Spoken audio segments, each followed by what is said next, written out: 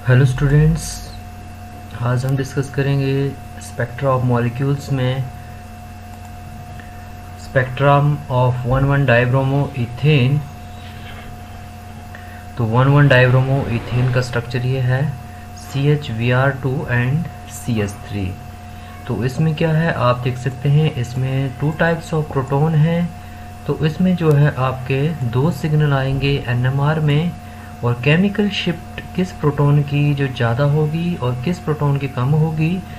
ये वाला प्रोटॉन जो है वो अटैच है 2 ब्रोमीन से, तो आपका जो CH वाला प्रोटॉन होगा उसकी केमिकल शिफ्ट जो है डाउन फील्ड आएगी नियर 5.55 ppm।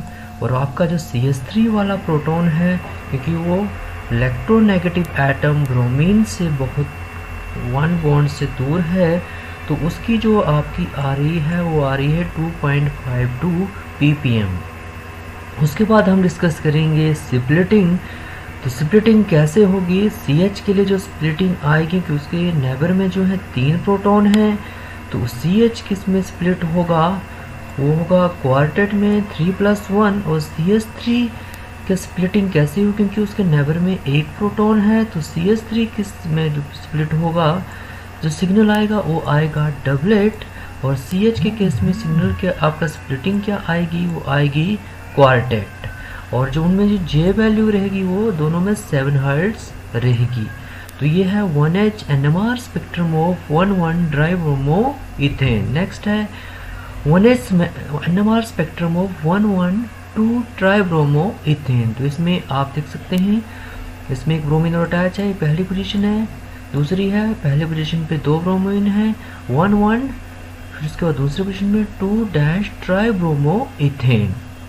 तो इसमें भी क्या है, आपके 2 टाइप के प्रोटॉन है और इसमें भी 2 सिग्नल आएंगे, लेकिन इसमें ब्रोमीन जो है आपके दोनों प्रोटॉन पे अटैच है, इस साइड भी और इस साइड भी। तो इसलिए दोनों प्रोटॉन की केमिकल शिफ्ट जो होगी वो डाउन फील्ड रहेगी।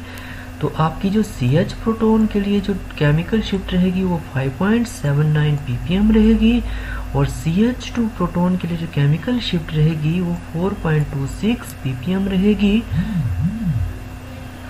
तो इसमें कितने होंगे, 2 हाइड्रोजन होंगे, ना कि 3 हाइड्रोजन। और स्प्लिटिंग देखेंगे आप, ये है आपकी केमिकल शिफ्ट, ये इसके लिए आ रही है। ट्रिपलेट किसके लिए आएगा, B प्रोटॉन के लिए, तो ये इस वाले प्रोटॉन के लिए है। और CH2 के लिए क्या आएगा, आपका डबलेट आएगा। तो स्प्लिटिंग देखेंगे आप, क्योंकि इसके CH2 के नेबर में जो है आपका एक ही प्रोटॉन है, तो जो है उसका डबलेट आएगा। और CH का जो है नेबर में 2 प्रोटॉन है, उसके क्या आएंगे, ट्रिपलेट आएगा। तो ये क्या है, 1H NMR spectrum of 1,1,2 tribromo ethane. उसके बाद हम डिस्कस करने जा रहे हैं 1H NMR spectrum of ethanol. तो इथेनॉल का आपका फार्मूला है CH3CH2OH। तो इसमें 1, 2, 3 टाइप के प्रोटॉन्स के सिग्नल्स आएंगे।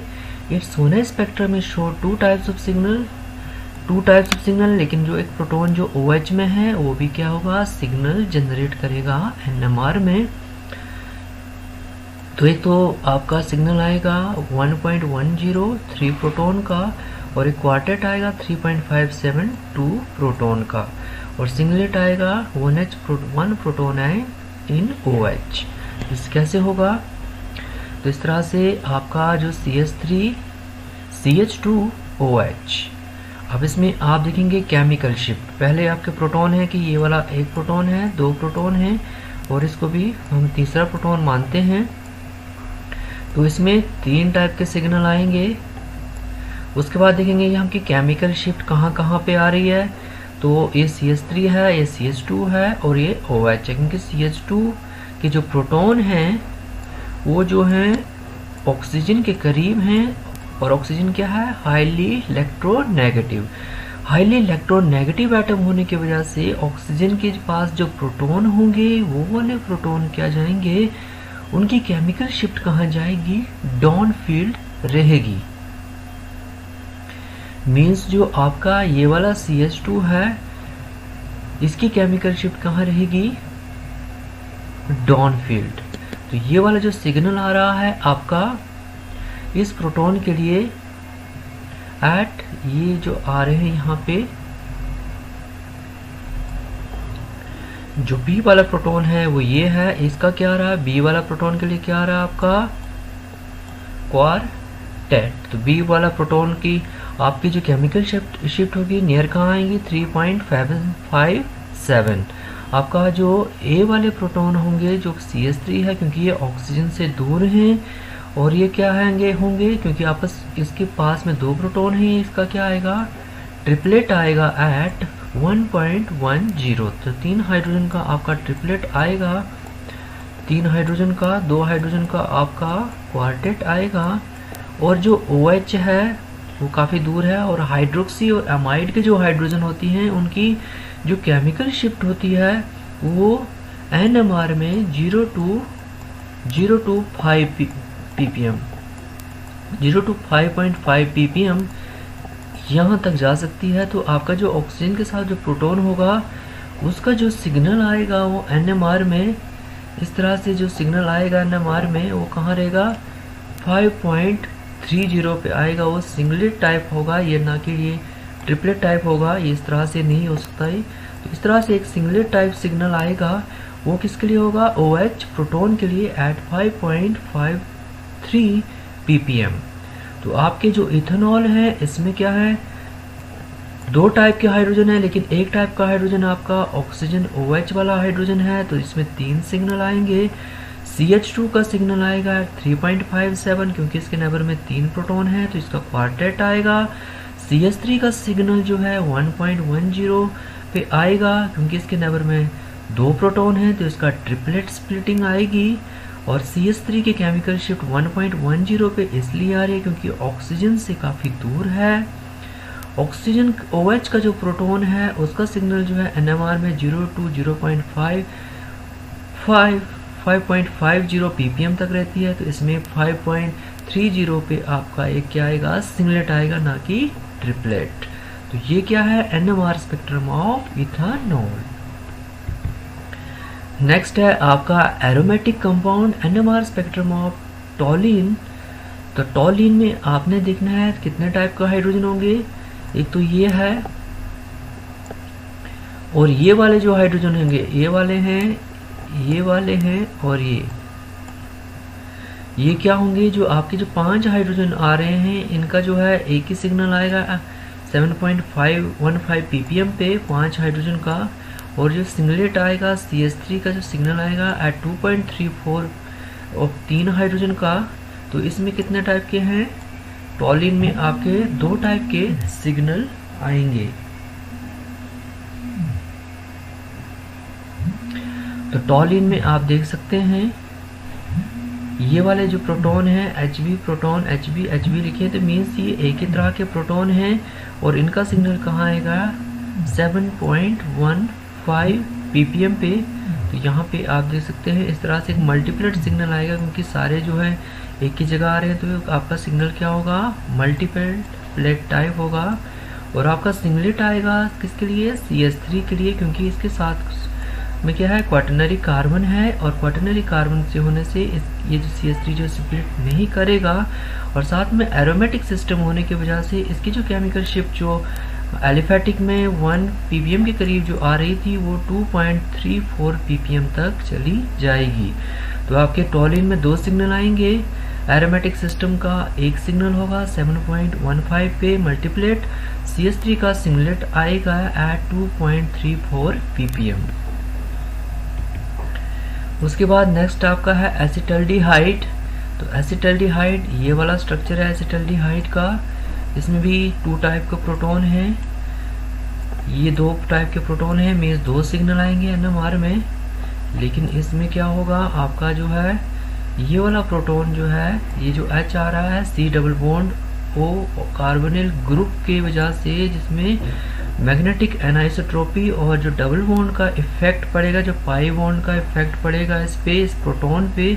तो ये वाला प्रोटॉन कहाँ पे जाएगा, ये वाला प्रोटॉन कहाँ जाएगा, ये जो है ये कहाँ जाएगा 9.72 इसका का क्वार्टेट टाइप का सिग्नल आएगा एट 9.72 ppm। तो इतनी ज़्यादा डाउन फील्ड जाएगा क्योंकि किस वजह से, क्योंकि इसके पास साथ में क्या है, कार्बोनिल ग्रुप है, उसमें डबल बॉन्ड है, मैग्नेटिक एनाइसोट्रॉपिक इफेक्ट होता है उसमें, और जिससे क्या होता है इस प्रोटॉन, ये प्रोटॉन जो है डाउन फील्ड जाता है 9.72 ppm पे।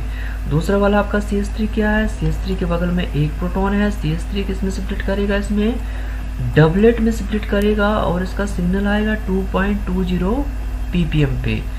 तो 2.20 ppm पे क्यों आ रहा है, क्योंकि साथ में क्या है, इसमें कार्बोनिल ग्रुप भी है, तो कार्बोनिल ग्रुप का थोड़ा इफेक्ट जो है CH3 पे भी पड़ेगा। तो नॉर्मली जो हम देखते हैं कि CH3 का सिग्नल जो है 1 ppm पे आता है, तो इसमें कितना आ रहा है 2.20 ppm। तो क्यों आ रहा है, क्योंकि साथ में क्या है, मैं आपका कार्बोनिल ग्रुप है जिसका इफेक्ट जो है CH3 पे भी पड़ रहा है, और इसका सिग्नल जो है 1 से 2.20 ppm तक चेंज हो रहा है। तो ये है NMR स्पेक्ट्रम ऑफ एसिटाल्डिहाइड। उसके बाद हम डिस्कस करेंगे लास्ट जो हमारा है एसीटोफिनोन। तो एसीटोफिनोन का स्ट्रक्चर इस तरह है, ये थोड़ा सा अलग होगा। तो इसमें एक तो आपका सिंगलेट है 2.45, 3 हाइड्रोजन का इसका सिंगलेट आएगा, क्योंकि इसमें साथ में क्या है क्वाटरनरी कार्बन, 0 to 3 हर्ट्ज इसका कपलिंग कांस्टेंट होगा। एक complex multiplet delta 7.942H2 ortho proton, coupling constant क्या होगा उसका 8 to 10 हर्ट्ज, ये वाले प्रोटॉन हैं।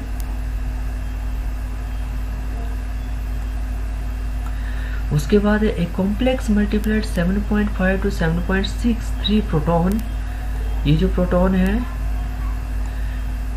2 मेटा एंड 1 पैरा, ये वाला HC वाले आप मेटा पोजीशन पे हैं, ये वाले ऑर्थो पोजीशन के प्रोटॉन थे, ये मेटा पोजीशन वाले हैं, और ये क्या है पैरा पोजीशन पे। तो इनका कपलिंग कांस्टेंट क्या रहेगा 0 to 3 हर्ट्ज। तो आपके NMR स्पेक्ट्रम में 3 सिग्नल आएंगे। एक तो आपका HB प्रोटॉन का सिग्नल अलग होगा ड्यू टू डिस, और आपके HC प्रोटॉन के जो सिग्नल अलग होंगे, और इनमें कपलिंग कांस्टेंट क्या होगा आपकी मेटा। आपने हमेशा याद रखना है कि आपकी जो पैरा और मेटा कपलिंग होगी प्रोटॉन के बीच में, वो क्या होगी कपलिंग कांस्टेंट में कम रहेगा, जबकि ऑर्थो पोजीशन पे जो प्रोटॉन के बीच में जो कपलिंग होगी उसमें जो है आपका कपलिंग कांस्टेंट ज़्यादा होगा। जैसे इसमें आ रहा है ऑर्थो के केस में जो है कपलिंग कांस्टेंट 8 to 10 हर्ट्ज है, और पैरा और मेटा के केस में जो कपलिंग कांस्टेंट है वो 0 to 3 हर्ट्ज है। तो इसमें एसीटोफिनोन में आपके 3 टाइप के प्रोटॉन है, ये अलग टाइप का प्रोटॉन है, 2.45 ppm पे आएगा। क्यों आएगा, कार्बोनिल ग्रुप है, मैग्नेटिक एनाइसोट्रॉपिक इफेक्ट होगा। ये सिग्नल जो है सिंगलेट ही आएगा, ये इसको बोलते हैं हम सिंगलेट, क्योंकि साथ में क्वाटरनरी कार्बन है। ये वाला CH3 का सिग्नल जो है कहीं भी स्प्लिट नहीं होगा, लेकिन ये वाले सिग्नल जो है वो क्या आएंगे, C वाला प्रोटॉन जैसे ये आ रहा है, इसका जो सिग्नल आएगा वो मल्टीप्लेट टाइप के सिग्नल आएंगे, क्योंकि यहाँ पे क्या होगा ये इससे भी स्प्लिट करेगा, ये प्रोटॉन इससे स्प्लिट होगा, ये प्रोटॉन इसके साथ भी स्प्लिट कर सकता है, इसके साथ भी कर सकता है। तो इन प्रोटॉन्स के क्या आएंगे आपके NMR में मल्टीप्लेट आएंगे, लेकिन इसमें क्या जो कपलिंग कांस्टेंट क्या होगा, ऑर्थो और के केस में जो कपलिंग कांस्टेंट जो ज़्यादा होता है, और मेटा और पैरा के केस में कपलिंग कांस्टेंट जो है कम होता है। तो ये है NMR ऑफ एसीटोफिनोन। तो आज के लिए इतना ही, और आपने आगे के लिए जो NMR की जो प्रॉब्लम्स जो दी हुई हैं बुक में, उन प्रॉब्लम को जो है सॉल्व करना है। आपको NMR डाटा दिया होगा, उससे आपने स्ट्रक्चर बनाना है कि इस मॉलिक्यूल का स्ट्रक्चर कैसे बनेगा। तो उसके लिए क्या करना है, उसमें आपने पहले नंबर ऑफ प्रोटॉन्स गिनने हैं, फिर उसके बाद देखना है कि इसमें सिग्नल कितने आ रहे हैं, उसके बाद देखना है कि इसकी केमिकल शिफ्ट उन प्रोटॉन की कहाँ कहाँ आ सकती है, उसके बाद आपने देखना है कि स्प्लिटिंग कैसे आ रही है, कपलिंग कांस्टेंट क्या आ रहा है। तो उसी के अकॉर्डिंग जो है आपका क्या होगा स्ट्रक्चर बनेगा। तो आप जो है आपके लिए होमवर्क है कि वो आपने जो प्रॉब्लम्स हैं उनको सॉल्व करना है। Thank you.